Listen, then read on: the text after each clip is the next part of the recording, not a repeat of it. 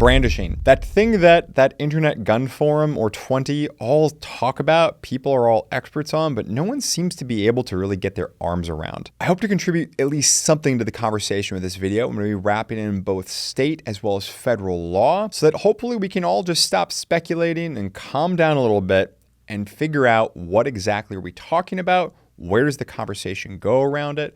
So guys, let's get into it.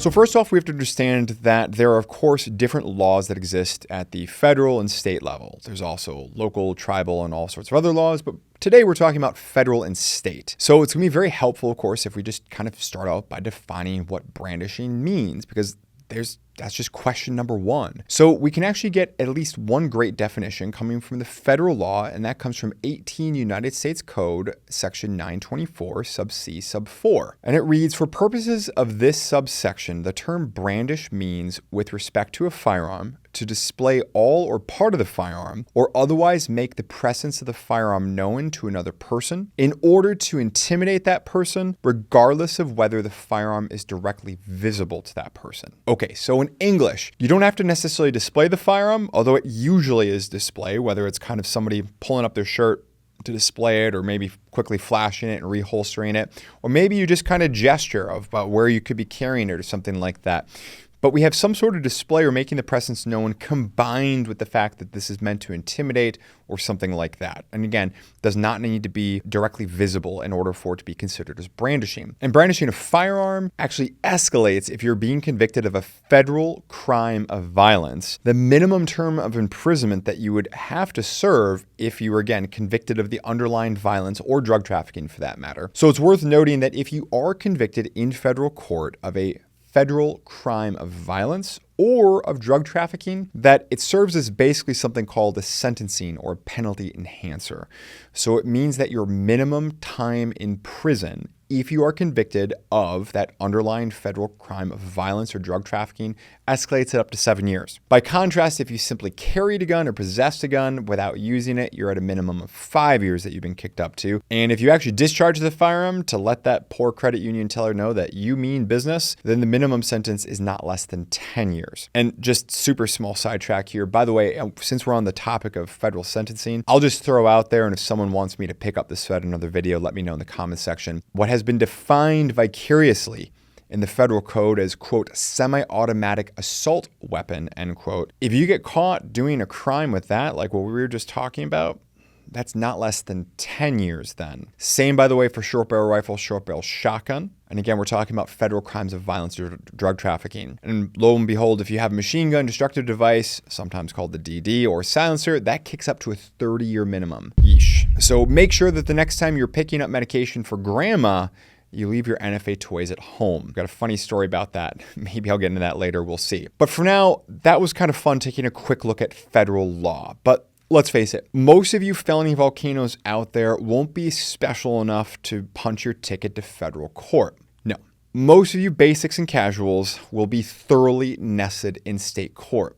So a quick perusal of Google and elsewhere tells me that there are 5 states that specifically prohibit and criminalize the act of brandishing. We're talking about Louisiana, Michigan, Mississippi, Virginia, and West Virginia. So both of Virginia's. I cannot emphasize enough to check your local listings. That's what I found with a couple minutes on Google. Don't confuse that for legal advice. I also want to point out that generally speaking, you are going to be privileged in order to brandish a firearm, or to display a firearm, I should say, if you are privileged to use self-defense.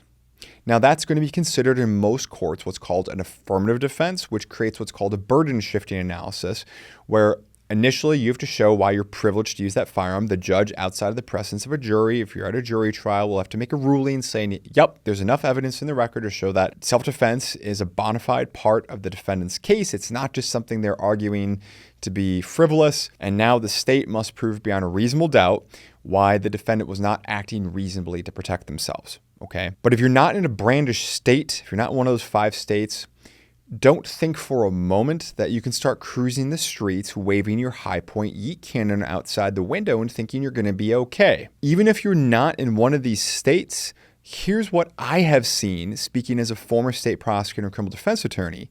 Here's what I have seen states go after people for if they tried to display a firearm. By far and away, the most common thing that I see is something called disorderly conduct. So in Wisconsin, that's a nebulous catch-all term, and it probably is outside Wisconsin in your state too. What they like to do in lots of states is they create these laws where it's like, well, look, we don't want people shouting and screaming at each other and basically being a nuisance and being a trash panda, making a big mess, but it's really impossible to create an exact law that's going to criminalize each specific thing that we can conceptualize out there. So we're going to have to create what sometimes lawyers refer to as long-arm statutes to kind of say, yeah, look, we're going to set up this umbrella, and in this case, we're going to call it disorderly conduct, which is going to encompass this wide spectrum of behavior.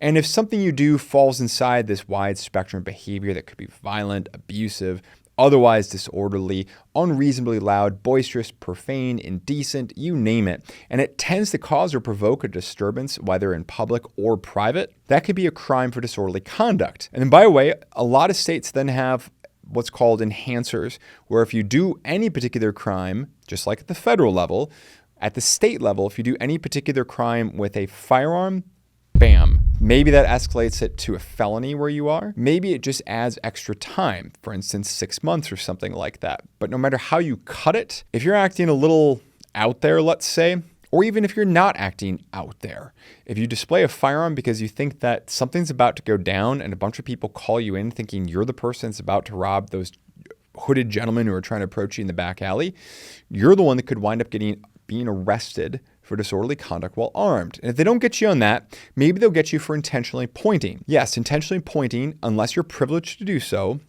for self-defense reasons, is typically also going to be a separate criminal offense. Now, I realize what you're saying, but Tom, I'm just going to pull my firearm out. Maybe I'll point it to their side, or maybe I'll point it at the low ready position. I'm not going to point it at them. That's great.